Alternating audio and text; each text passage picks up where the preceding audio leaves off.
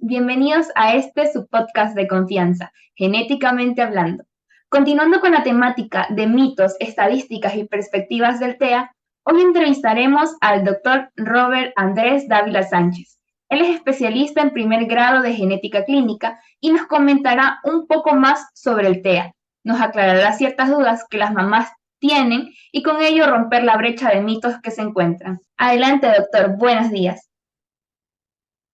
Muy buenos días, un gusto poder estar aquí con ustedes. Les agradezco por el espacio. Gracias a usted por acompañarnos y haber aceptado estar con nosotros. Entonces, doctor, ¿qué es el TEA y por qué se da? Y esta es una condición que, si bien en muchos pacientes es sindrómico, es decir, tiene signos y síntomas muy claros y floridos, hay otros pacientes que no presentan signos ni síntomas floridos. Es decir, podemos estar frente a pacientes con trastornos del espectro autista sindrómico y no sindrómico, por clasificarlo de alguna manera. En el estado sindrómico podemos determinar muchas causas genéticas, es decir, hay genes en el ADN que, si están presentes, pueden predisponer a que los pacientes tengan algún trastorno del espectro autista y, por ende, tengan cambios en su conducta, en su comportamiento, en el aprendizaje, en el desarrollo del lenguaje, entre otros. Y básicamente es multifactorial la causa o las causas que llevan a un paciente, ya sea varón o mujer, niño o niña, a que desarrolle un trastorno del espectro autista. Es decir, no hay un gen específico, porque existen muchos genes involucrados, pero además están los factores ambientales. Por eso es que este tiene una causa multifactorial. Oh, ya. Ahora sí nos queda más claro ese punto. Y entonces, doctor, ¿por qué en algunos hijos se expresa el gen para el TEA y en otros no? Está estudiado, o se ha estudiado bastante, que hay síndromes genéticos, hay genes que se encuentran en el cromosoma X, que cuando están presentes aparecen los trastornos del espectro autista. Entonces, por eso es que incluso en la parte epidemiológica se ha llegado a establecer que por cada 4 varones afectados hay una mujer afectada también. Es decir, se ve más incidencia, prevalencia en los varones que en las mujeres. Uno de los primeros genes que fueron asociados, estudiados y asociados con los trastornos del espectro autista son los genes del síndrome de Frágil X, que se encuentra precisamente en el brazo largo del cromosoma X. Entonces, esto ha llegado a dar una orientación a todos los investigadores para asociarlo en una mayor frecuencia o prevalencia a varones que a mujeres.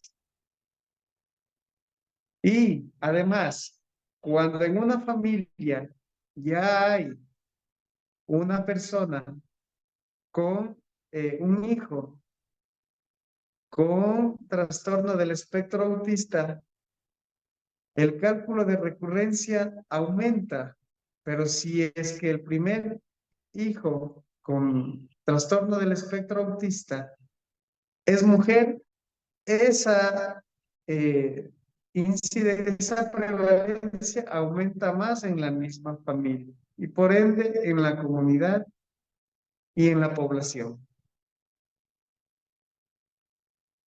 Es muy interesante todo esto que hemos escuchado, doctor. ¿Cuál es la primera señal que me dice o que usted le diría a una mamá, ah, sí, su niño tiene o puede tener TEA? Uno de los primeros signos o síntomas que hay que estar alertas es el hecho de que exista un retraso del lenguaje, del desarrollo en el lenguaje, que se dé una exagerada timidez por parte del niño o niña, es decir, que cuando el niño se dirija al papá, a la mamá y más a un extraño, ni siquiera cruce la mirada con los ojos de la persona a quien se dirige, sino que baje la mirada, mire hacia un lado, mire hacia el otro.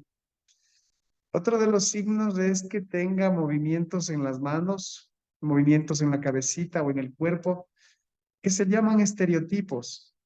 Eso hay que estar muy pendiente con estos niños, ya que en cuanto veamos eso, tenemos que tomarlo como un signo de alarma y automáticamente buscar la ayuda profesional de un especialista, neuropediatra, de una psicología infantil o de genética clínica, en este caso, mi especialidad. Entonces, doctor, ¿cuál es la incidencia de casos de TEA en Ecuador? Bueno, en el Ecuador se está levantando actualmente cuadros epidemiológicos en relación a esta condición multifactorial. Y lo que sí está claro y que se corresponde con los datos a nivel internacional es que la mayor incidencia o la mayor prevalencia se ve en varones que en mujeres. Y eso está dado, una de las causas es por los genes que están contenidos en el cromosoma X y por eso es que se ven afectados más los niños que las niñas, pero no es el único factor.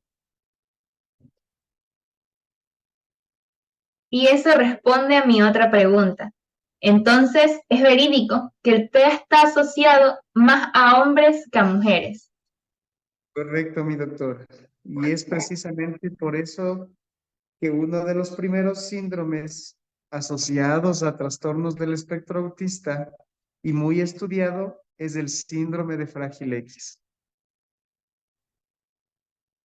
Es muy interesante todo esto, doctor. Y ya para terminar, ¿a qué edad es más frecuente diagnosticar el TEA?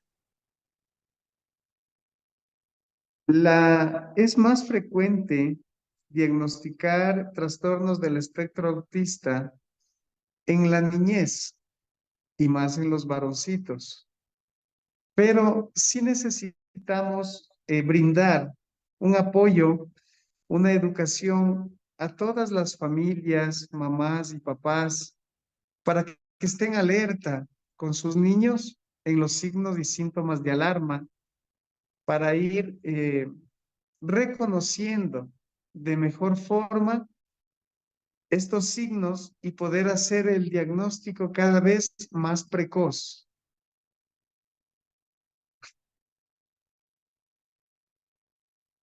Nos ha quedado todo muy claro, doctor. Muchísimas gracias por aceptar nuestra invitación y aclararnos todas las dudas que tenemos sobre el TEA.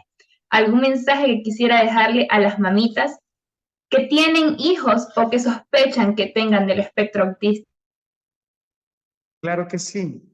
Por favor, el mensaje desde mi especialidad como médico, como padre que soy, no se sientan solas, no se sientan solos en reconocer y en aceptar si es que ya tiene su hijo o hija diagnóstico de espectro autista, porque esto es un manejo multidisciplinario y nosotros, los especialistas, les vamos a estar acompañando todo el tiempo para darles ese asesoramiento por ciclos y por etapas de vida para que ustedes sepan qué hacer en cada momento.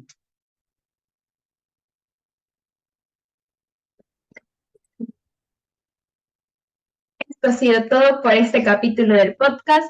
Muchas gracias, doctor Dávila. Nos vemos en otro más. Muchísimas gracias a ustedes. Un excelente día.